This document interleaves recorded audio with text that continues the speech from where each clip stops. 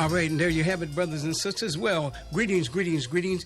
My name is Oginga Khamisi, and believe me, we got a real powerful program for you tonight.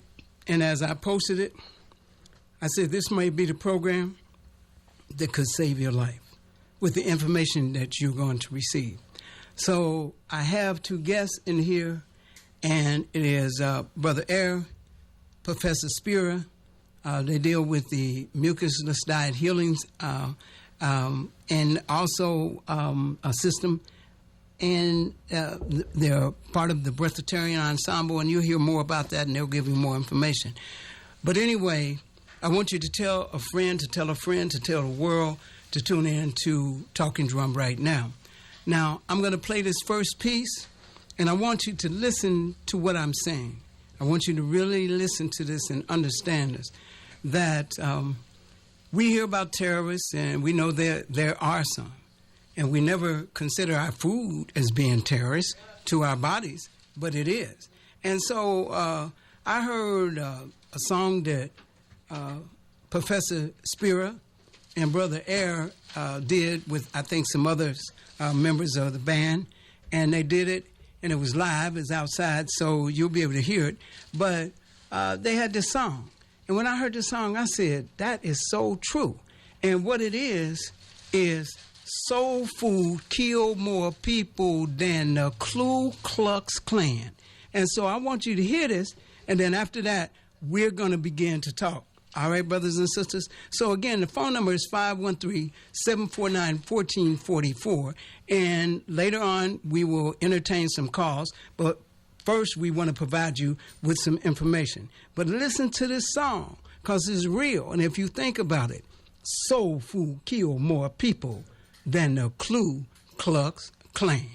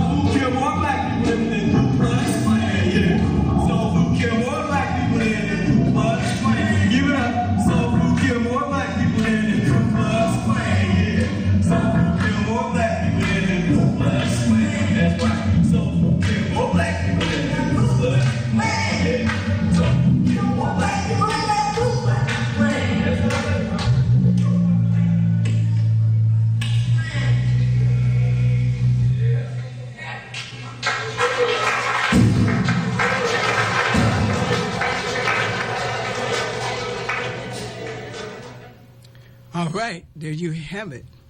Soul food killed more people, black people, than the Ku Klux Klan.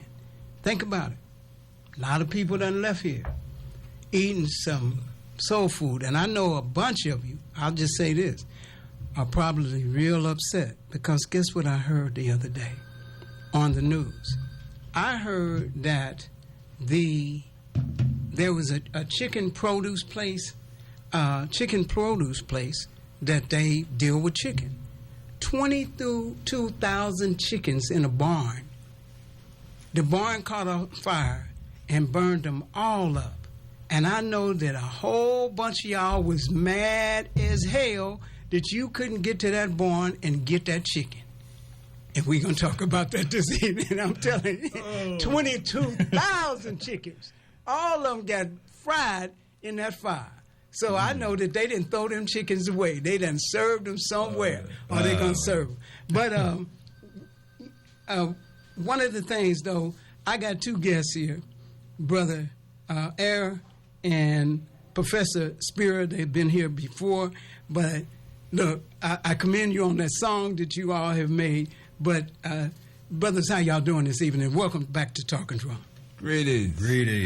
Dr. Drum. Yes, sir. Such a pleasure to be here. We haven't been here together since we used to do the Immortality Pipeline together. Okay. So this is the first time me and Spira has done your show together. Mm-hmm. So, because I was about 10 years ago that I did your show.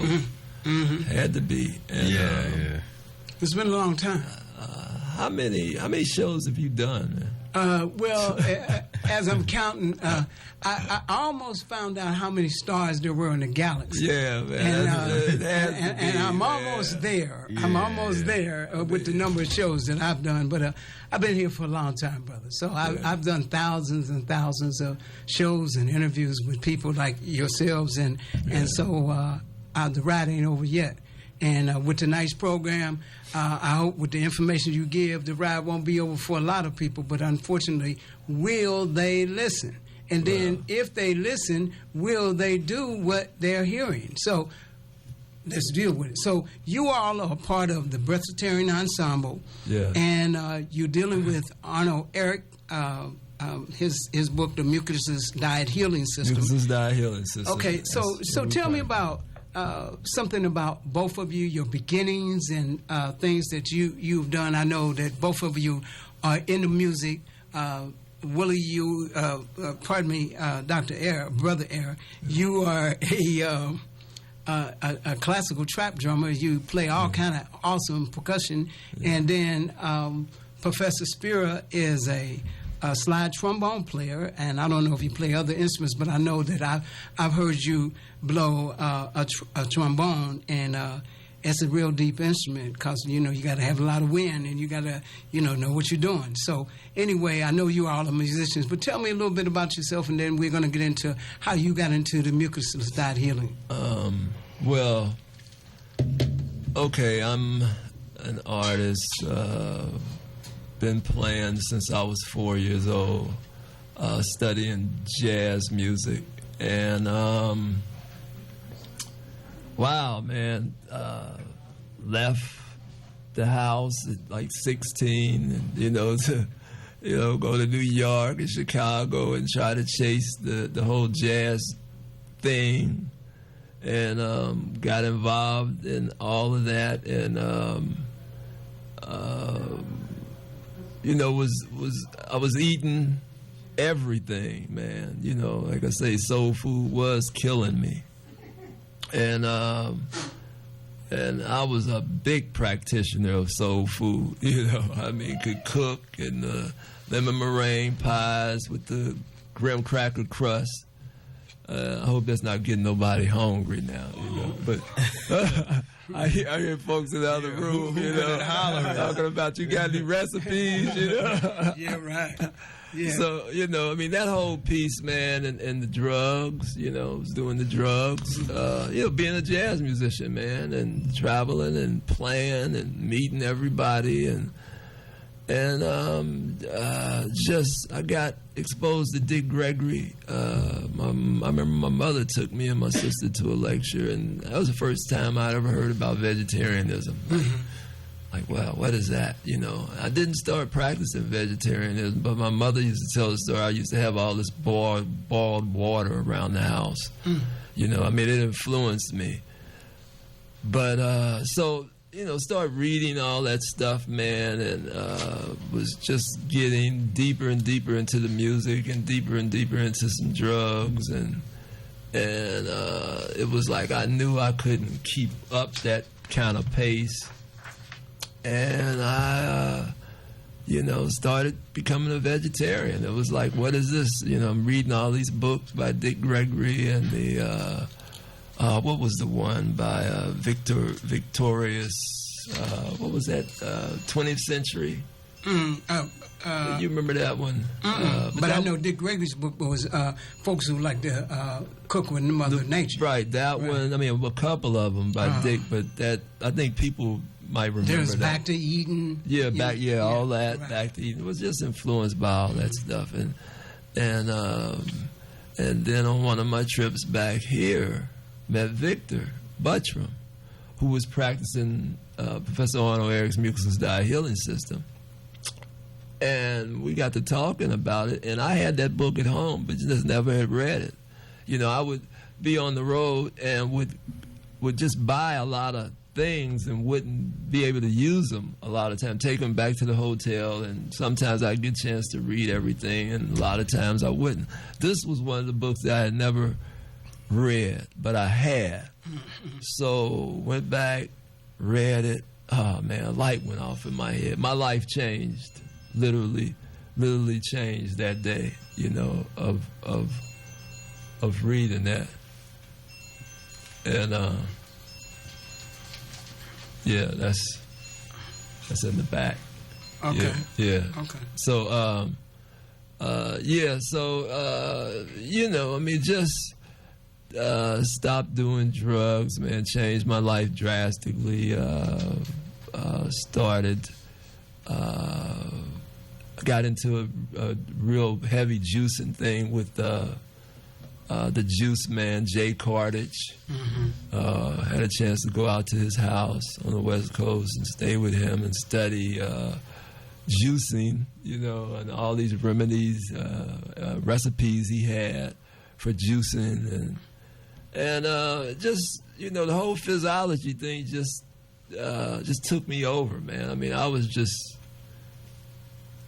totally into it, and I started changing my lifestyle as far as a jazz musician, not wanting to go in bars and clubs. That was almost like cutting my throat, you know, as far as I was just really serious about the environment and of how I kind of started living. So that's what changed my life. Man. Well, let me go to Professor Spira and tell me a little bit about yourself and how you got into music and just what were you doing and what got you into the Mucusless Diet Healing System.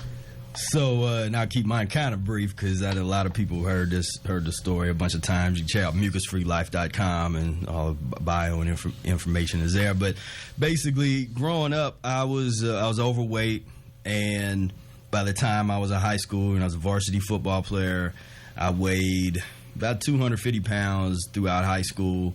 And before I got into the Mucusless diet, I was almost 300 pounds, you know, because I got out of playing sports. You know, I'm from, grew up Springdale, went to Princeton.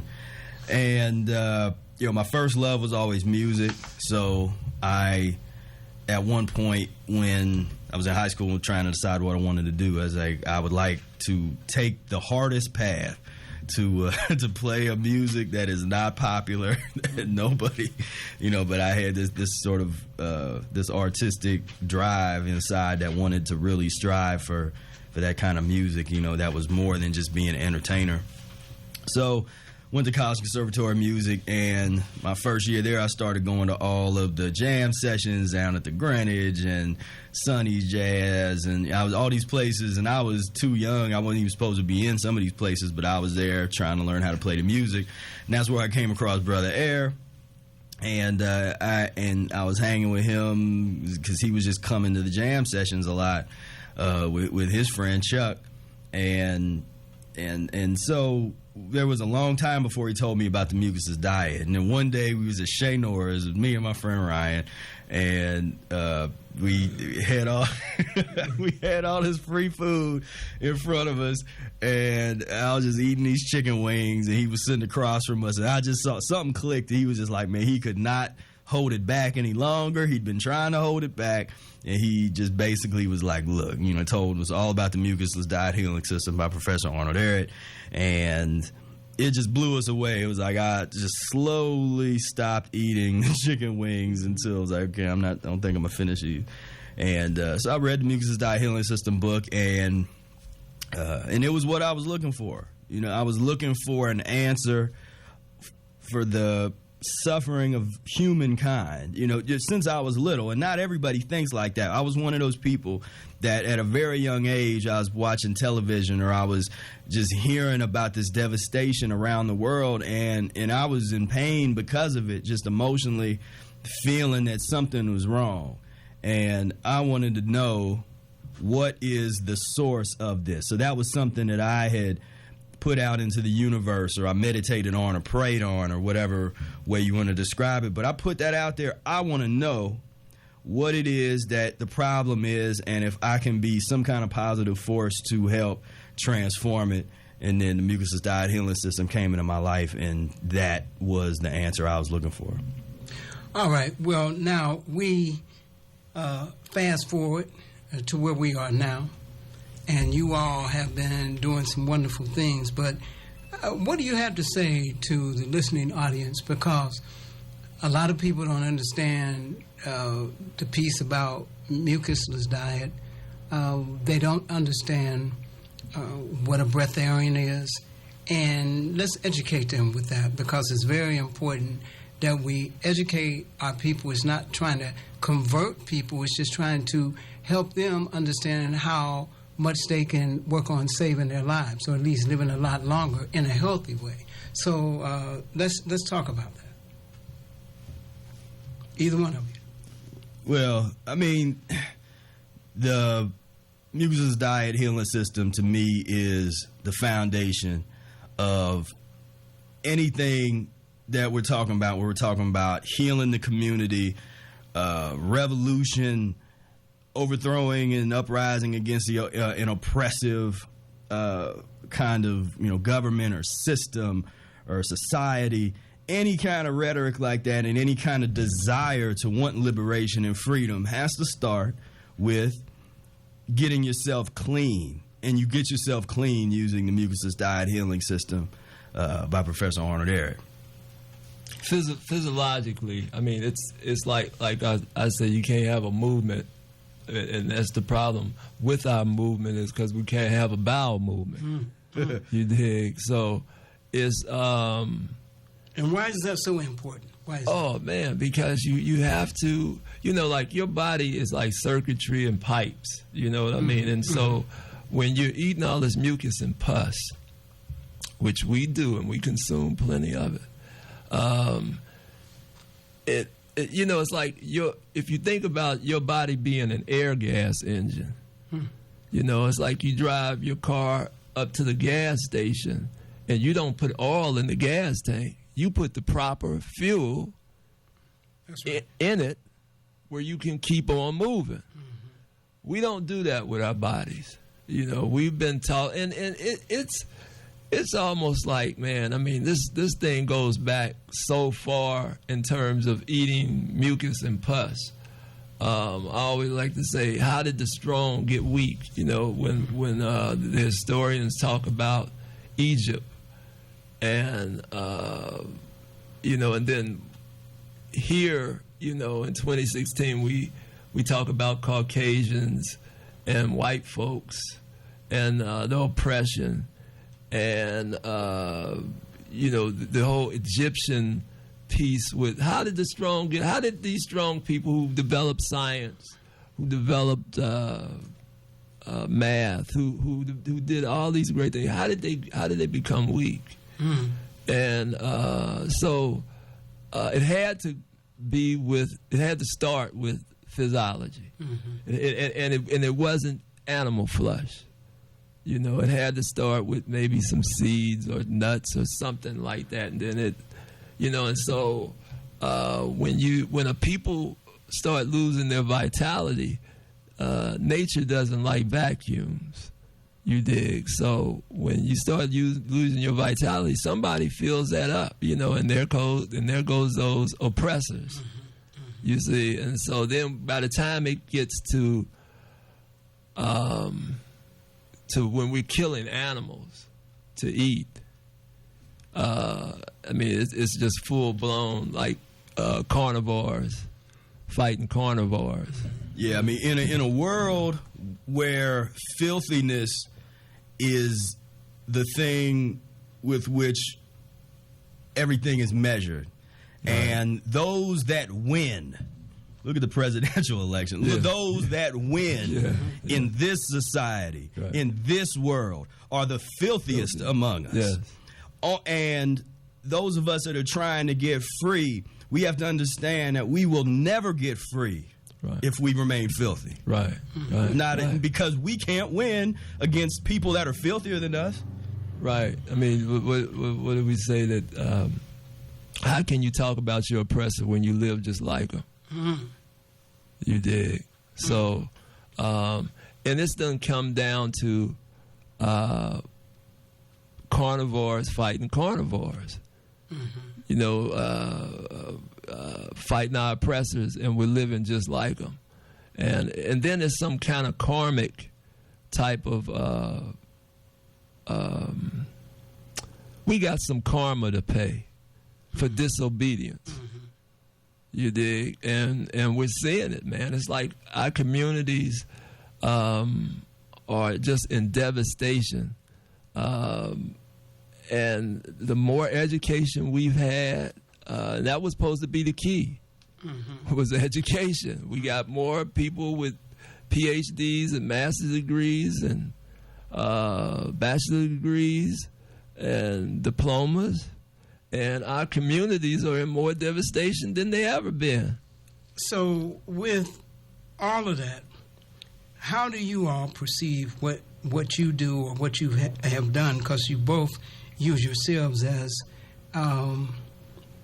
recipients of not only the information, but you have gone on a fast. And I call it a live it as opposed to a diet. And I talked to you the other day, Brother Air, that the word die is in diet, live is in live it. Right. You know, so I think it is our live it that we should work on instead of our diet. But how do you perceive, after some of the things that you have done and that you're doing, that this is going to help the lay person that's out there listening to us now? Well, just when you talk about fasting, I think fasting and learning how to fast and transition, that's our key, is how to transition off of mucus and pus. That's what we do. That's what we know a lot about. We're not telling you to stop eating. We're not telling you to fast for long periods of time. Now, I have, and that's a part of becoming like master revolutionaries, like really militant revolutionaries, like really wanting to win this thing. Me and you talked the other day, Oginga, and we were talking about, what if Kroger's closed? Yeah, right. Yeah, some of the major grocery stores. Yeah, you know, if they close, what would you do? Because that's the first thing we're gonna look for is food. Probably not shelter. Probably would be food. Well, you know what, and I agree with you on that. To the vast majority of us, they would. But if we look at Hurricane Katrina, and instead of people dealing with trying to get some food, or even trying to purify the water that they was in, because they was surrounded by water, they was going in the stores getting TVs, you know, and I didn't understand that psychology, you know, like, first of all, everything is flooded, where you going to plug a TV into? That's the way carnivores think.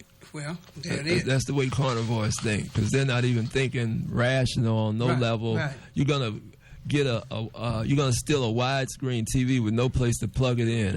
Right. And so what we're talking about is cleaning yourself up to the point where you can think. You know, constipation has been our problem. So we have not come up with real solutions to oppression.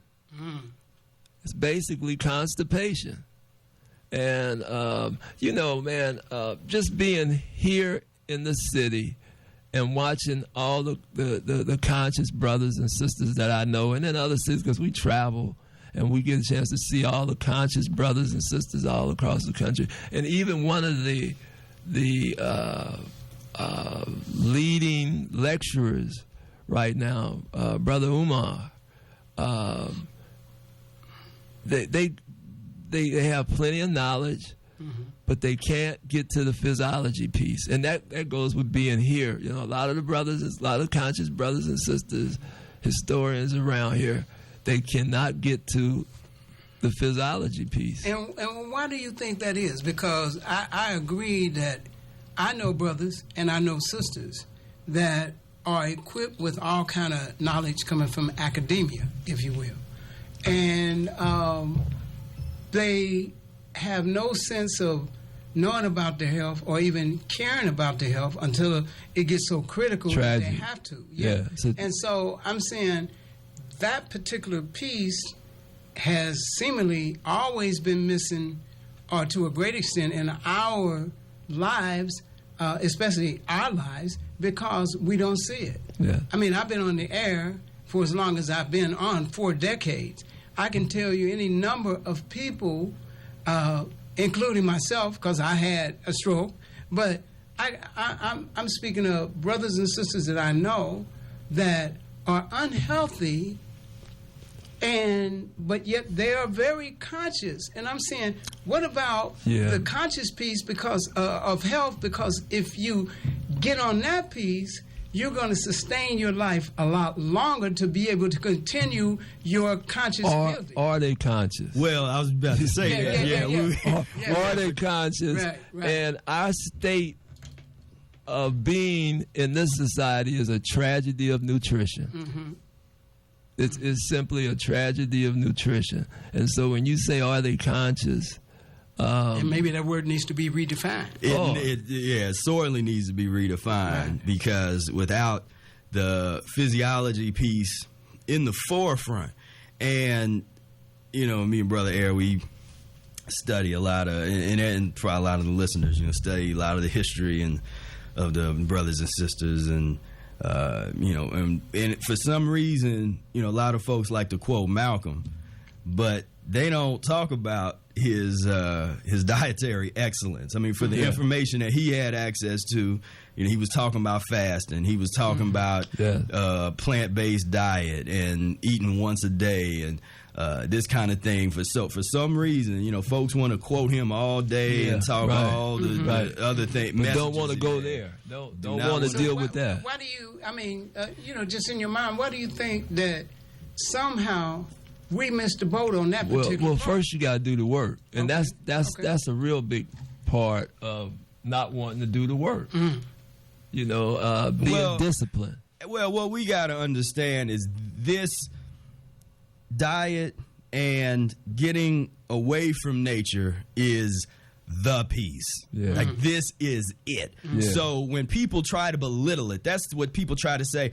Oh, well, I wish I could do it, or the diet, and they'll be so hardcore on something else. And it's like, no, then you are a part of and stuck in the enslavement, because that's essentially what's going on. We're slaves to the addiction of pus and mucus forming foods, and until we can confront that and really look at and say, okay, well, what is really going on? What would happen if I removed pus and mucus forming foods from my life, even for a few days? What happens? Freedom would happen. And two things I see, and I know you all see it too, but two things that I see are major problems in our community is, one, we talk about everybody else that's doing things to us and have done it to us and will maybe continue to do it to us. But we seemingly, on a large scale, not on a small scale, because there are some people on small scales doing, but on a large scale, there are a number of people who are not doing the proactive things that we need to do as black people to uplift ourselves, to elevate ourselves to our greatness. That's number one. Number two is the health piece. It's like, for some reason, we miss the health piece. And inside the word health is heal. And if you break it down, health, Health, if you put a Y on that, and then you put self, is heal thyself. We're not even working on that. And I wonder why. We got more time to talk about politics, and everything, and never have serious dialogue about health. Well, I mean, just be simplistic. There's nothing more important than your health. Yeah, right. I mean, that's as simple as we get with what we do with Mucus-free-life.com. Nothing's more important than your health. So why shouldn't that be a priority? But it isn't a priority with most people. And when we're talking about culture tonight, and black folks and the diet, and so if I said to black folks, and they would have a hard time understanding the statement, but I truly believe it, is that black folks, African people, ate themselves to America. And I make that statement, and I just want people to think about that.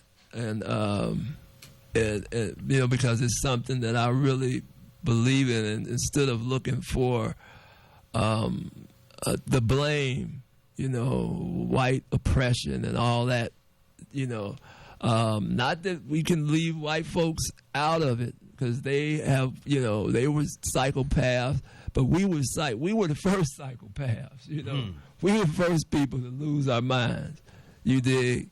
And so... okay, well, it looks like we got a call coming in, and you don't mind entertaining some calls right now, do you? Yeah. Okay, and I mean, we can still, because we got until 11 o'clock, but we're going to take this call. And caller, I want you to state your name and where you're calling from, and welcome to WAIF and Talking Drum. Yes, sir. How you doing, Brother Oginga? My name is Jimmy. How you doing, man? I'm doing good. How about you? Yeah, all right. I'll be brief. I've been listening to your guest about the diet thing, and real briefly, I want to add to that. Back in the West End, back in the 50s and late 40s, when blacks migrated from the South up here, down in the West End, in Avondale, places like that, the older people had gardens. They didn't have meat. They had gardens. They grew onions and potatoes, and they grew all kind of stuff in their garden, squashes. And we had vegetables when we were coming up. And our fathers and mothers, they had vegetables when they were coming up. And the genes of them instilled in us. So we became stronger with fiber. We became strong. And a lot of black athletes of the 50s and the early 60s, these guys were strong because of fiber from the vegetables that our parents ate. But meat didn't come into it. So when I asked my grandmother, I said, Grandma, how come these blacks outrun these white folks like they do?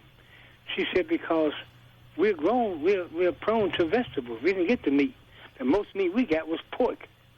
She said, and pork can have its advantages. She said, now some people in the Bible or some people in religion, they don't eat pork. She said, but Jimmy, she said, Jack Johnson, John Henry Steel Driving Man, Jesse Owens, Henry Aaron, Jackie Robinson. And she started naming a lot of black professionals and a lot of black strongmen who were raised on pork and vegetables. Well, my point is, I understand what you're saying, but my point is, even today, like the brother was saying, I eat my vegetables like this. I eat corn, cream style, beans, greens, and pinto beans, lima beans, rice. Sometimes I go for 2 or 3 days with no meat. Just a vegetable. Brother Jimmy. Right, what you're saying. Hey, Brother Jimmy. Let me ask you about. Do you remember the hot water bottle on the back of the bathroom door? Yeah. Okay, so yeah, that's a part of the history too that we've forgotten about doing those enemas, because that hot water bottle was there on the back of the door of our bathroom door. And so the history, it's like amnesia. I mean, an elder brother like yourself, you remember these things, but a lot of us haven't. We seem to fail to stay with it. Like you say, well, I eat meat, but we're saying don't eat it at all. And if you knew it wasn't good for you, why would you eat it a little bit? And so... Eat what? Eat meat. Well, it depends on what meat you eat. Well, all meat. Well, we saying it's all. We're saying all meat. We're right. saying from fish.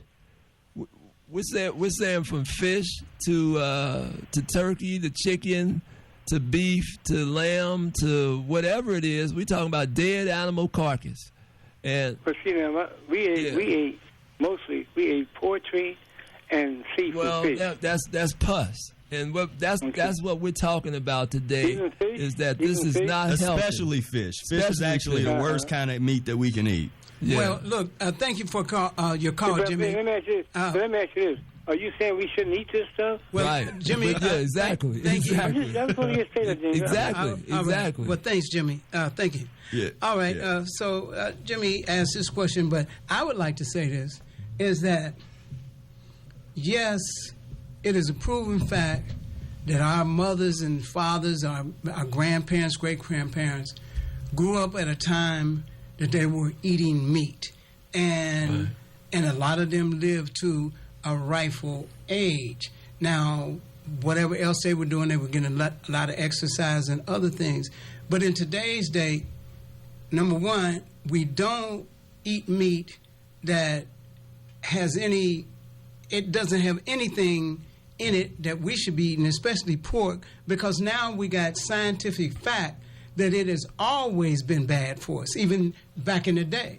And we don't know the ailments that some of the people died of, but there was high blood pressure and there was diabetes and there was, gout, and they say they had rheumatism and things, and they just thought it would just cause a old age, but not relating it to the food that they were given to eat and continue to eat. And so I think the education now is to be more educated and not let your tongue be I say it's a curse and a blessing, because it's a curse because it'll have you eating stuff because it tastes good. It doesn't taste good. No. I'm just saying some foods. Because like fruit, to me, as a person who eats fruit, my tongue says fruit tastes better than some meat that I don't eat because I've been a vegetarian so long. It's if you take a child, and the first thing we give a child as they're growing up is something sweet, but we do it in the form of candy. What the child is actually yearning for is that fruit, sweet fruit. We give them the wrong thing. So the children know, instinctively they know what they want, something sweet. Right. Because that's who they are. Right. Well, and what's your thoughts, Professor Spira? I wanted to go back to clarify for everybody so they know what are pus and mucus-forming foods. Right. Yeah. So when we say pus-forming, we're talking about animal products. So we're talking about all the meats, dead animal flesh, including fish, especially fish. That's the worst kind of meat you could eat. And can you tell them why? That's because if you think about it, fish does not breathe oxygen. And with lungs, it gets a little oxygen from its gills. Yeah. But an animal that breathes oxygen, which is a cleansing process, the breathing process is actually a cleansing process. Right. So if you take an animal that's breathing air, it's fundamentally going to be a lot cleaner than something that doesn't breathe at all. And then what we talked about the last time, with a fish, you talking about something that swims around in its own waste. Right. Because that's and it comes out the water waste. And smells bad as soon as it comes out the water. As soon as it comes out, it smells terrible. Yeah, we got another call. We're going to take that call. This is Talking Drum. State your name and where you're calling from. Hello? All right, caller. I guess they're cut off. But anyway, call back, caller. 513-749-1444 is the number. And we're talking to Brother Air and Professor Spira, talking about the Mucusless Diet Healing System. And I think the piece that they are trying to get across to you is that what you used to do, or even that you do, and maybe you've gotten by with it, but think about the ailments that you have and what is it related to? The key is transition. We're not talking about the kind of fasting that we do, or we're talking about transition away from mucus and pus causing foods in a systematic way that makes sense. And all right, well, we're going to try this caller again. This is Talking Drum. State your name and where you're calling from. Hello? Hello? All right, well, you're not getting through. So he's got a mouthful of something. Yeah, right, apparently. Let me just say this, too. Not only about the fish, Sister Tikoa, that we all know. Yeah. She was down in Atlanta, lived here in Cincinnati. She gave me a CD once called Foods in the Hood. And I played that 2 or 3 times on Talking Drum. One of the things that the brother said, he was asking the lady why she liked meat. And she said, you know, 'cause that juice and everything. And he said, there's no such thing as juice coming out of meat. He said it's mucus and pus. And blood. And blood. He said fruit has juice that comes out of it. You know, like orange juice, grape juice, pineapple juice and stuff like that. But you can't get meat juice. You're going to get meat pus. You're going to get meat mucus. That's juice. what what a carnivore craves. Right. And we're going to try to see if we can get this. It's blood. Right. You know, Dracula. Right. All right. This is Talking Drum. State your name, where you're calling from.